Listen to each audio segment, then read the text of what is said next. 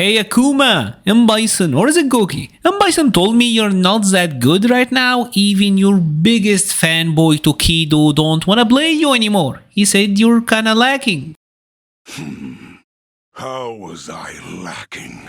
They say you got low HP and your drive rush is not that great. Apparently, I bet that's what they're saying. Pathetic! Utterly pathetic! I mean, even Ken, the worst Shoto, he's winning more than you are. He's doing better than you in CPT.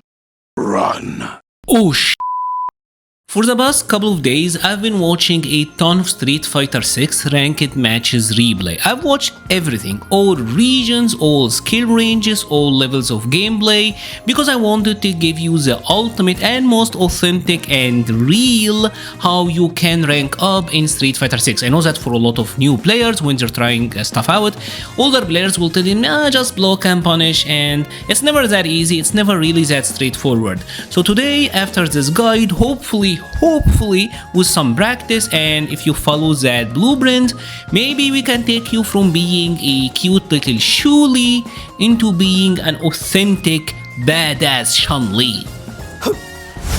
that's kind of a good one. Poor Shuli. Don't expect me to be a pushover. Before I start with our first rank, there is one thing that I need to clarify and be honest about, right? We need to be honest here. Your personalized experience will be different to everyone else. Everyone got to learn at their own pace, and that's totally fine. And also your character of choice and how you decide to play will also matter. You can pick up Honda, butt slam and headbutt your way to platinum and not really learn a lot from gold and a rookie and all of that because you didn't actually play the game. You just played your game. Right? And that will come back to haunt you later. So let's start first with our first couple of ranks, which are rookie to silver, right? I'm kind of bundling them together because honestly there isn't that much difference here.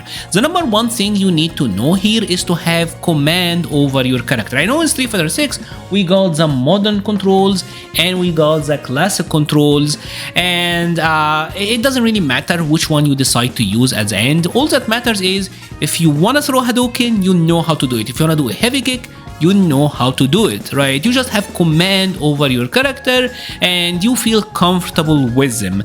Now that we've gotten command over our character, it's important to understand that at this level, the easiest way to rank up is to let your opponent hang themselves. Players at this range typically play in one of two styles. They will either keep jumping at you or they will keep jumping back, throwing fireballs, and when you corner them, they will jump at you. So it is important to know how to block. This is a fighting game.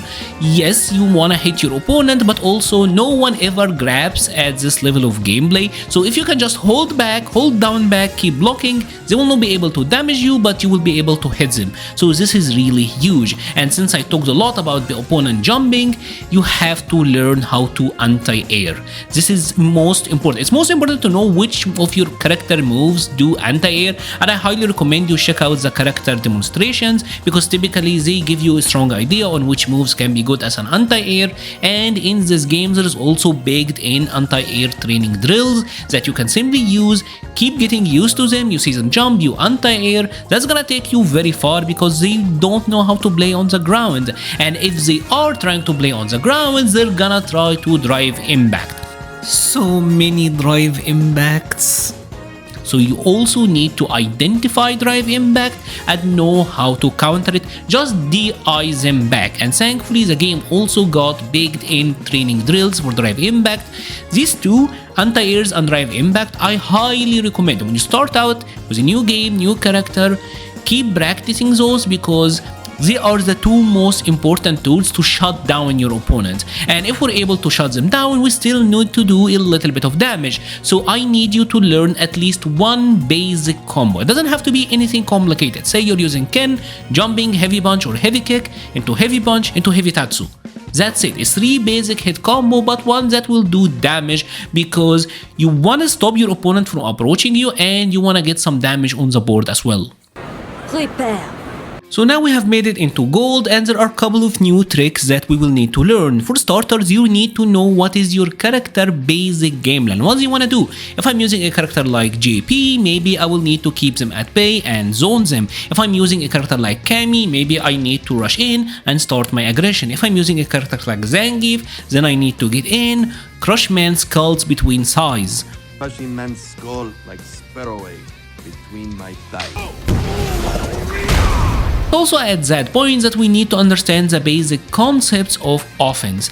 For example, you will need to start to throw your opponent's throws are really good in this game, because if the opponent did something that is unsafe and we happen to get a throw on them, it's gonna be a punish counter throw that's gonna do a lot of damage, 20%. So that's actually really good. And we will need to learn the basics of frame traps, how I can frame trap my opponent, everyone mashing. So you're gonna get a lot of mileage if you know just the basics of like rapid fire chains, and just if you got like a plus move, how you can use that. I did already like a rush down guide, so I will leave a link to it in the pinned comment. Another thing that is actually really big here is just understanding that when you get knocked down, there is the option to back rise.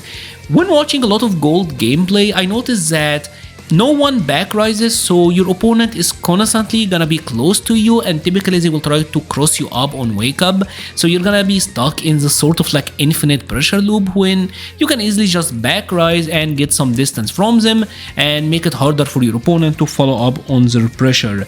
At this point, we also need to learn a solid basic combo, a hit confirm. If I'm using a character like Chun-Li, maybe standing medium punch, crouching medium punch into a lightning legs, or if I got the time and patience to practice it, is spinning bird kick.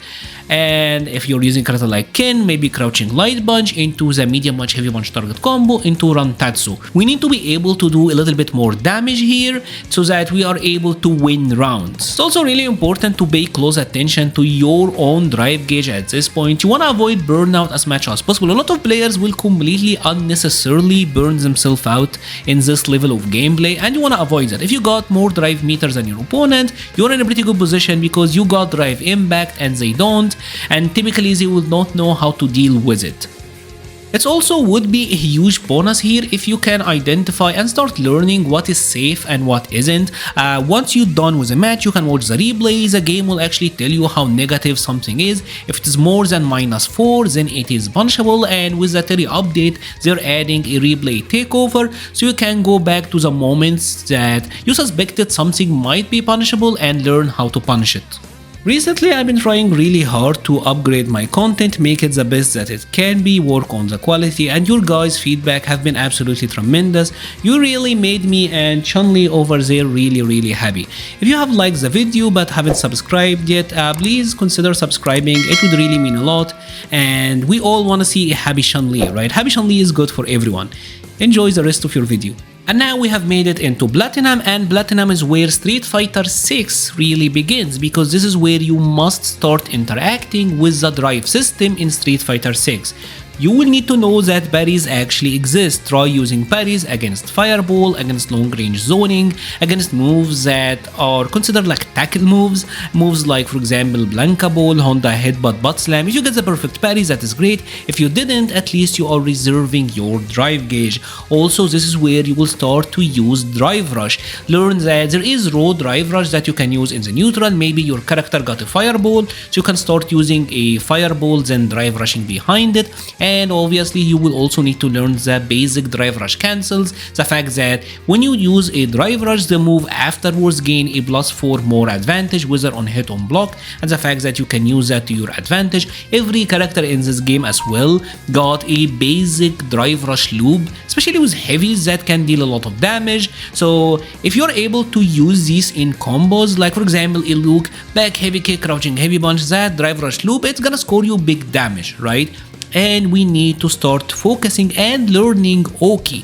Oki is when I knock down my opponent, I want to be able to meaty or grab them on wake up. Meaty is hitting them as they are getting up. If you want to practice this, set the opponent to wake up with a light punch, for example, and do your combo, and then as they are getting up, we want to hit them. Typically, most of the characters, they will need to drive rush to be able to be in range. To do that, make sure that you set your opponent to back rise so that you are getting the real experience. If you know that, you will start to cruise through Platinum, and also you will want to learn how to structure your offense so that you're safe from drive impact on defense. So when you are trying to press the opponent, make sure that you are going for a lot of cancelable moves so that if the opponent happen to go for a drive impact, that you will be able to be safe and be able to punish that. If you can be comfortable with using the drive system as it is in Street Fighter 6, and you have some good damage on the table once you're able to hit your opponent, you will go very far in Street Fighter 6 and Platinum. Time to erase you.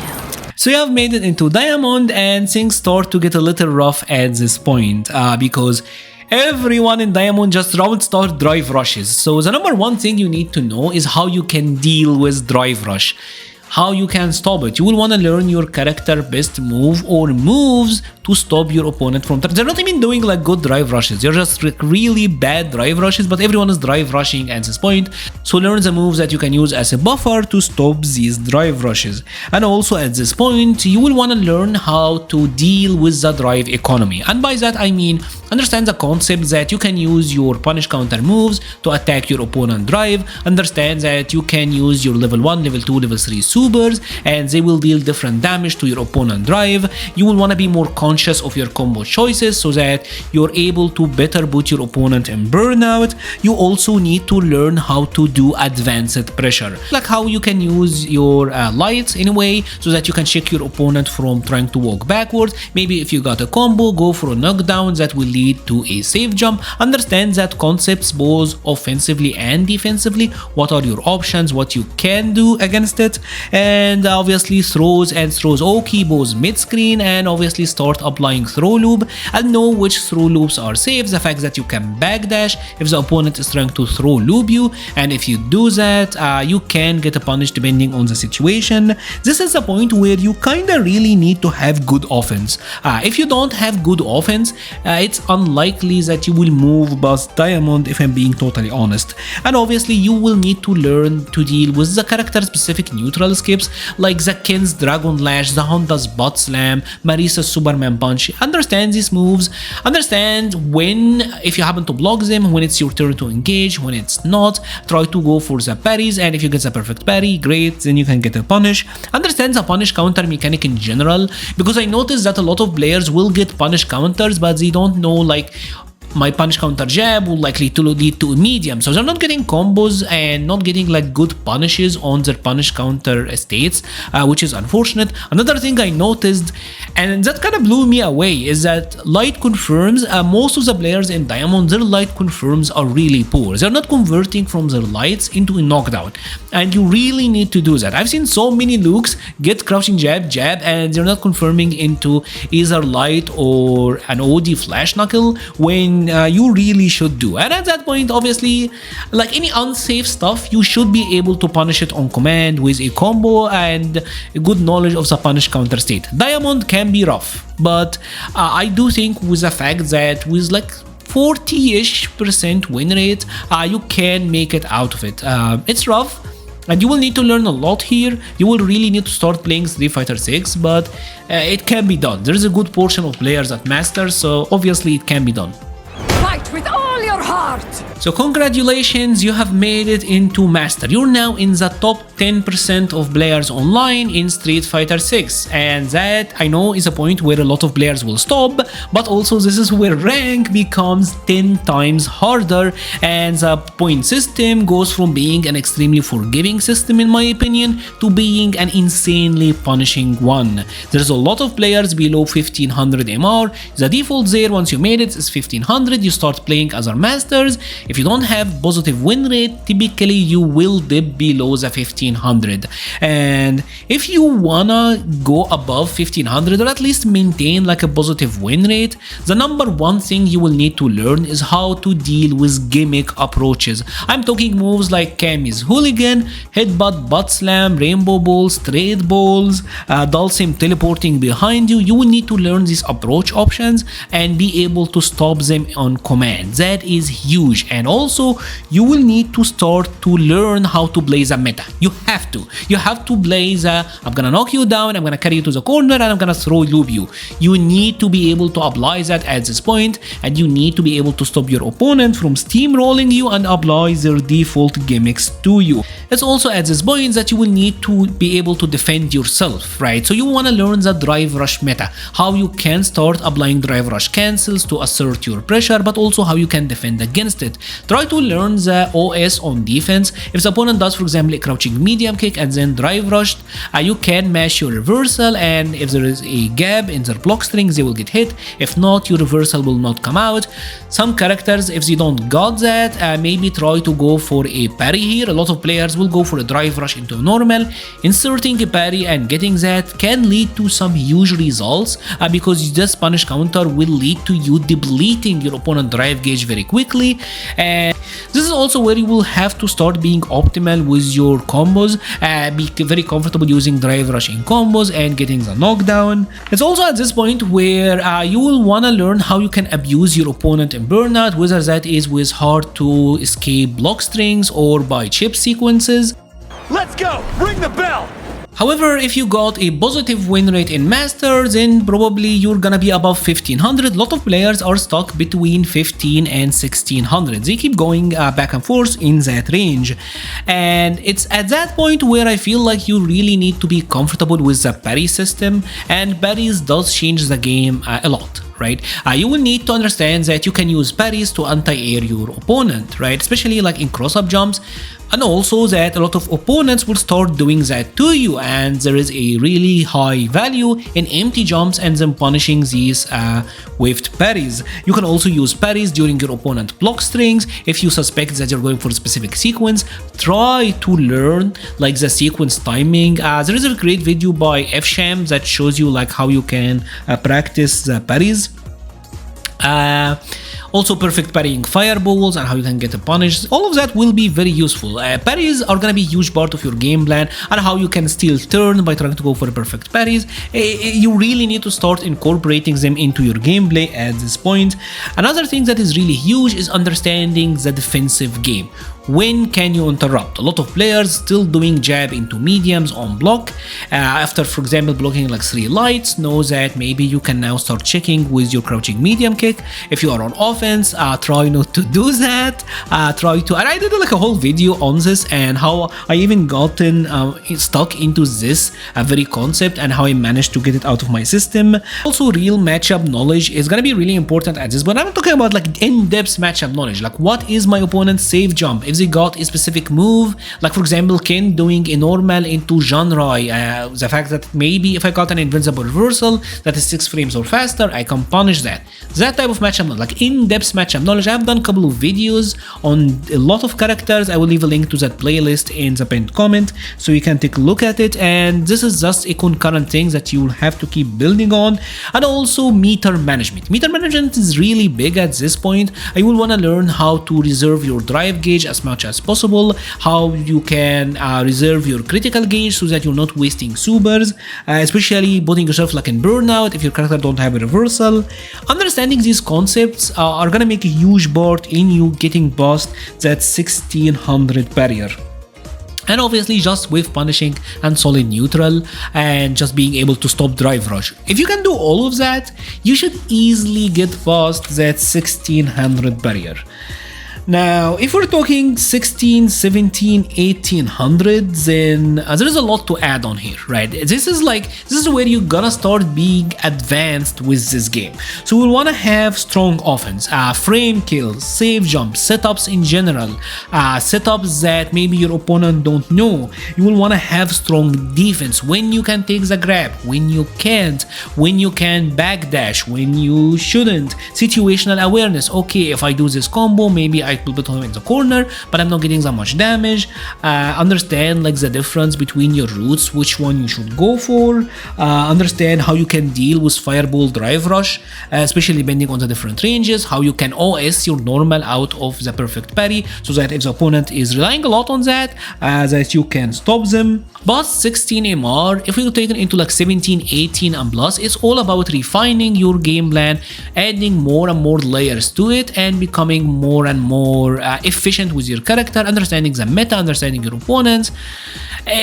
At this point, it really is just about adding a lot of tools and refining your game plan. And that's about it, in all honesty.